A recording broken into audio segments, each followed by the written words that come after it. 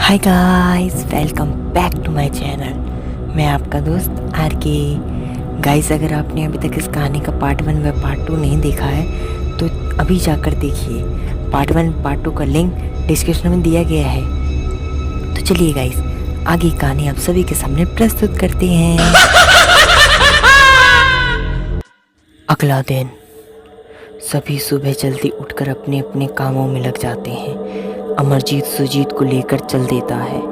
अमरजीत रास्ते में ही उसे स्कूल छोड़ वह अपनी ड्यूटी के लिए निकल पड़ता है। और पायल आजकल बिंदी बनाना छोड़ देती है और नृत्य की अभ्यास कर रही होती है, क्योंकि उसके मोहल्ले में कुछ ही दिनों बाद डांस कंपटीशन था। और जो लोग पहले उस घर को शापित मानते थे, वही लोग आजकल उस घर के आसपास दुकानें खोलने लगे, क्योंकि उस घर में अब रोजाना हलचल होने लगी थी। लोग उसे अब भूत बंगला नहीं कहते थे, अब वह लोग उसे घर कहते थे। परंतु उस समय भी जो बुजुर्ग व्यक्ति थे वह कहते थे कि ऐसा हो ही नहीं सकता, कि बिना कुछ करे यह भूत बंगला आखिर घर कैसे बन सकता है। परंतु कोई लोग उनकी बातों पर विश्वास नहीं करता था।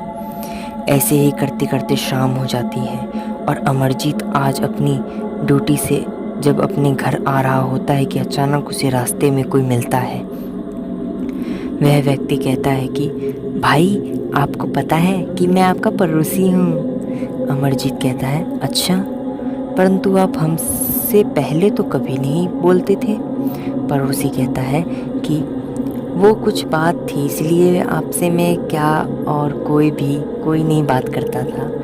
अमरजीत कहता है कि ऐसी कौन सी बात हो गई थी, ज़रा हमें बताओ।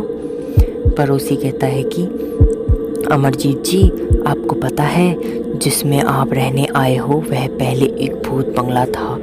जो भी आज तक उसमें आया वह कुछ ही दिनों में या तो मर गया या तो वह लापता हो गया। वह बंगला कई सालों से शापित था, परंतु पता नहीं आप लोगों ने ऐसा क्या किया जिससे वह भूत बंगला अब बंगला बन चुका है। यह बात सुन अमरजीत आश्चर्य में पड़ जाता है और उससे पूछता है कि इसे आप लोग भूत बंगला सिर्फ क्यों कहते थे, क्योंकि यहाँ लोग गायब होते थे इसीलिए। पड़ोसी कहता है, नहीं भाई, इस भूत बंगले में एक भयानक डायन रहती थी, जो लोगों को अंदर बुलाकर उसे अपना गुलाम बना लेती थी या तो उसे मार देती थी। यही बात करते करते दोनों घर पहुंच जाते हैं। कहानी अच्छी लगी तो लाइक कमेंट से ज़रूर करें, और हाँ, इस कहानी के पार्ट 4 को जानने व सुनने के लिए आर के चैनल को भी सब्सक्राइब करें। धन्यवाद।